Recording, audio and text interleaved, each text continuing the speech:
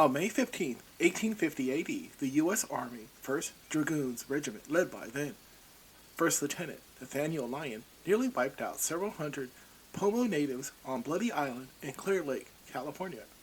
This incident occurred due to the deaths of two white settlers and slave masters, Charles Stone and Andrew Kelsey.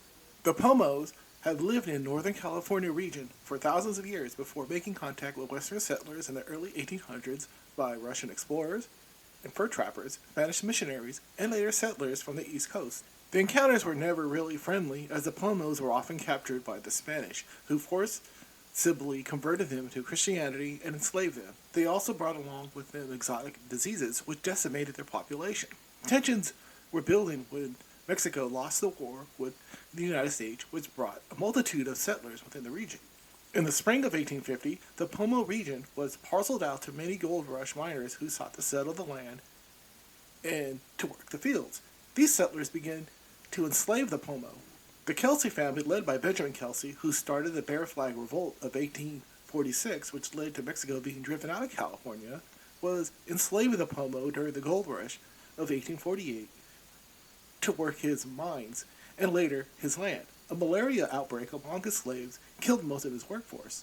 His cruelness eventually led to the death of his younger brother Andrew and fellow slave master Charles Stone when the Pomo slaves rebelled and killed their cruel captors after experiencing months of physical and sexual abuse along with disease and starvation before heading back to Clear Lake. At the time, there were several islands in Clear Lake. Many of the Pomo lived on what the natives called Island Village, a fishing community that was home to several hundred people. The 1st Regiment of Dragoons, led by Lieutenants Nathanial Lyon and J.W. Davidson, were given orders to find the Pomo chief, Augustine, along with his tribe and punish them severely.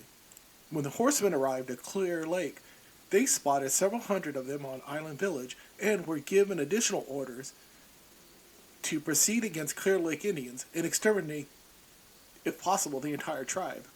According to official U.S. Army reports that was given by Major Edwin Allen Sherman, there were not less than 400 warriors killed and drowned at Clear Lake, and as many more of squaws and children who plunged into the lake and drowned through fear, committing suicide. So in all, about 800 Native Americans found a watery grave in Clear Lake.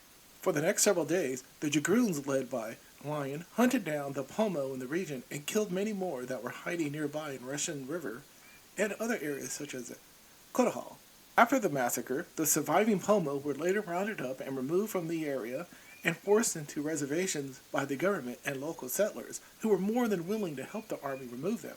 Lieutenant Nathaniel Lyon would become a career Army officer and eventually become a general and head of the U.S. Army's Western Department in 1861 before his hot doggery got him killed at the Battle of Wilson's Creek. Benjamin Kelsey would later turn into a vigilante Indian killer after the death of his younger brother.